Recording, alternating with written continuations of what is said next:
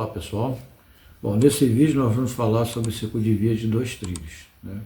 Qual é a diferença entre o ciclo de via de 2 trilhos e de 1 trilho?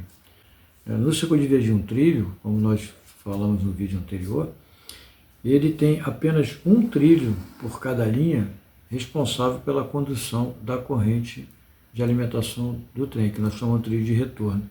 O outro trilho ele é isolado, mas o trilho de retorno ele não tem isolante, quer dizer, ele não é separado por juntas isolantes, ele é um trilho contínuo. E no ciclo de via de 2 trilhos, nós devemos transportar a corrente nas duas linhas, né, nos 2 trilhos. Por quê? Porque nós temos que melhorar a condutividade da corrente, nós temos que melhorar a condução dessa corrente no ciclo de via de 2 trilhos, porque as distâncias entre um pátio que tem ciclo de via de 1 trilho para o outro pátio que tem ciclo de via também de 1 trilho, são distâncias longas. Então eu preciso reforçar a passagem da corrente de tração dos trens. E com isso nós fazemos ciclo de via de 2 trilhos. Aí, em vez de você conduzir a corrente em apenas um trilho, você vai conduzir corrente nos 2 trilhos. Tá? E para isso é necessário que eu acrescente as impedâncias. Além de colocar junta isolante nos 2 trilhos, né, isolar eletricamente os 2 trilhos com junta isolante, para que eu possa transpor o retorno de uma via, quer dizer, de um circuito de via para o outro, né, é necessário que eu utilize as impedâncias. E elas são colocadas em paralelo com o meu circuito de via. Né? No circuito de via de um trilho, todos os nossos equipamentos são ligados em série. E no circuito de 2 trilhos nós temos que colocar as impedâncias na via, né, e eles vão estar ligadas em paralelo com o meu circuito de via. Tá? E para que servem essas impedâncias? Justamente para transpor o retorno de uma linha, de um circuito de via para o outro.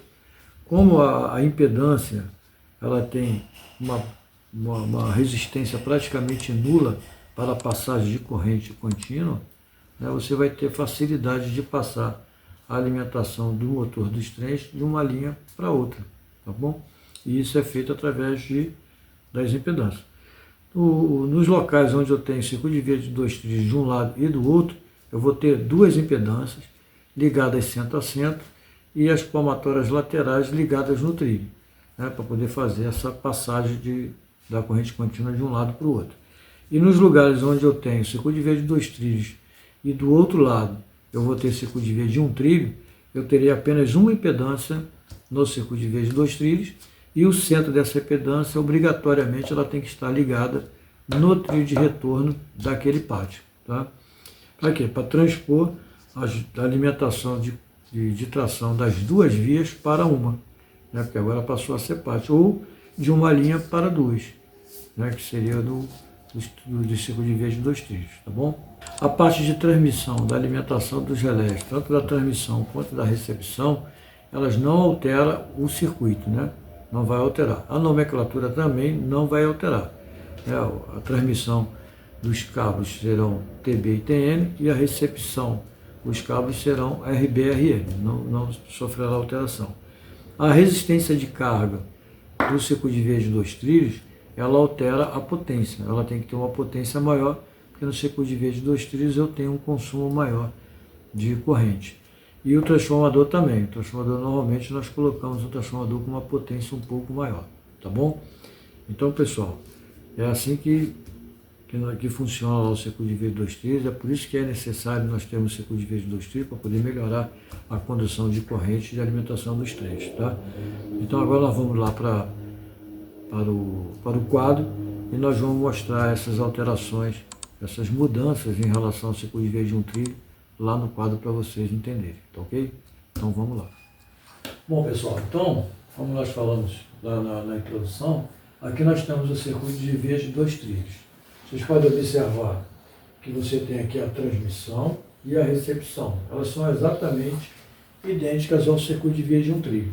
A única coisa que muda é a potência tanto do resistor quanto do transformador. E o valor ohmico do resistor também muda esses valores. Tá?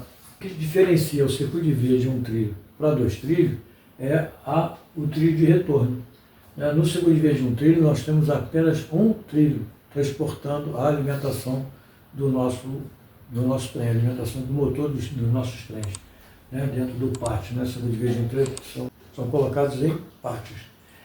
E apenas um dos trilhos desse pátio é que vai transportar a corrente, né? Cada linha vai ter uma linha lá de retorno transportando essa corrente de retorno. No circuito de via de 2 trilhos, as duas vias transportam essa alimentação de retorno.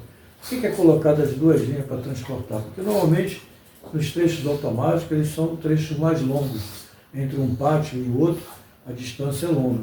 Então eu preciso reforçar, ou melhor, eu preciso melhorar a condutividade desta corrente, né? Melhorar o caminho dessa corrente. Então, em vez de levar a corrente em apenas um trilho, eu coloco nos dois. Né? Eu melhoro aí a condução da corrente no trecho automático. E no circuito de via de 2 trilhos, nós devemos isolar as duas vias, né? Já que os dois trilhos serão retorno, nós temos que isolar as duas linhas, tanto de um lado quanto do outro, do circuito correspondente a 2. Ele pode ter 500 metros, 600 metros, 800 metros, 2 km, isso aí vai depender lá do circuito que você vai montar. Tá? Então eles são separados aqui com duas juntas isolantes. E eles são colocadas impedâncias. Onde eu tenho dois circuitos de via de 2 trilhos, um ao lado do outro, eu tenho que ter duas impedâncias, uma para esse circuito e a outra para esse circuito. E elas estão ligadas, vão estar ligadas de centro a centro. Para quê? Para poder eu transportar o retorno desta linha para a linha de cá. E como é que eu faço esse transporte? Através das impedâncias. Ó. Eu tenho aqui essa linha de retorno, passa por essa impedância e vai lá para outra linha. A mesma coisa aqui, como essa linha aqui também é retorno, a alimentação do motor do trem passa por essa linha. Como essa alimentação de retorno ela é de corrente contínua e a impedância ela tem uma resistência praticamente nula para a passagem da corrente contínua, ela passa com facilidade de um lado para o outro. Por isso que são utilizadas aqui as impedâncias, tá bom? E do lado de cá, em que eu tenho o circuito de vias de 2 trilhos e do outro lado eu tenho o circuito de vias de 1 trilho, quer dizer, eu estaria entrando de um trecho automático para um pátio ou dentro de um pátio um circuito de vias de 2 trilhos para um circuito de via de 1 trilho. Eu tenho apenas uma impedância do lado do circuito de via de 2 trilhos. E o centro dessa impedância ela tem que estar ligada no trilho de retorno daquele pátio. Para quê? Para que eu possa pegar a alimentação de retorno desse trilho, né, que é do pátio, e passar para as duas linhas do circuito de via de 2 trilhos. Ou vice-versa, pegar o retorno dessas duas linhas e transpor aqui para a linha de retorno lá do pátio. Por isso que é utilizado apenas uma impedância, porque o lado de cá não é circuito de via de 2 trilhos, né? É circuito de via de 1 trilho. Sendo circuito de via de 1 trilho, eu apenas ligo o centro da impedância no trilho de retorno. Tá? As juntas isolantes para separar os dois trilhos, vão ter sempre 4 juntas isolantes, 2 de cada lado, e as impedâncias para poder transpor o retorno de uma linha para a outra. E o funcionamento do circuito em si, do circuito de via. O circuito de via vai estar ligado o cabo TB e TN, que seria a saída aqui da alimentação, diretamente na palmatória da impedância. Normalmente nós ligamos na palmatória, tá? Exceto em algumas impedâncias que você tem uma ligação um pouco diferente, mas aqui nós vamos falar sobre a ligação na palmatória. Para que ele faz isso? É para ficar monitorando se vai haver um rompimento na condução do nosso retorno. Né? Se houver algum rompimento na condução do nosso retorno, acende o track informando que existe um problema naquele circuito de via. Ok? Então aqui nós temos a chegada do cabo TB e TN, é ligada na palmatória e através da cordoalha a alimentação é levada aqui para a via. Essa alimentação ela vem pela linha, chega aqui nessa impedância, nós ligamos o cabo RB e o RN, que seria a recepção do circuito de via na palmatória também da impedância, né, para ficar monitorando lá as cordoalhas, e essa alimentação vem e alimenta aqui meu relé. Essa resistência aqui é uma resistência para mim poder regular o nível de tensão aqui da bobina de controle do meu relé, e aqui a alimentação local do relé. Então, o circuito é exatamente idêntico ao circuito de via de um trilho, né? A alimentação sai daqui, ó. Vem aqui, né? Passa aqui no trilho, O trilho vem para o relé, do relé ele volta, pega aqui o trilho e vem aqui no transformador. Então eu estou alimentando lá o meu TR, ele está energizado, informando lá o centro de controle que esse trecho da via está liberado. Ok? Tá bom? Agora, quando a composição ela vem e passa de um circuito de via para o outro, o rodeiro do trem, ó, ele curto-circuita aqui a minha via. Então, ele curto-circuitando a minha via, a alimentação desse transformador, ela vai retornar pelo curto-circuito, né? Porque a corrente ela circula pelo menor caminho. Então, ela vai retornar e eu vou ficar com esse transformador aqui, ó, curto-circuitado através do rodeiro do trem. E essa resistência é que vai ficar sendo a resistência de carga do meu transformador. Todo o tempo que o trem estiver aqui, toda essa corrente vai estar sendo dissipada por esse resistor. Então ele tem que ser calculado com o valor máximo do transformador e o curto-circuito na via, tá bom? Como eu estou aqui curto-circuitado e a corrente está circulando pelo curto-circuito, eu não chego a alimentação aqui no meu TR. Não chegando a alimentação aqui na bobina de controle do TR, ele é desenergizado, mandando uma informação lá para o centro de controle de que aquela faixa, aquele trecho, está aceso. Existe uma ocupação. Tá? Aí não permite fazer mais nada enquanto aquele trem não liberar aquele trecho. E conforme ele vai andando, ó, o rodeiro continuará curto-circuitando a via. Se continua curto-circuitando a via, o relé vai continuar desenergizado, até que ele passe desse circuito de via para isso.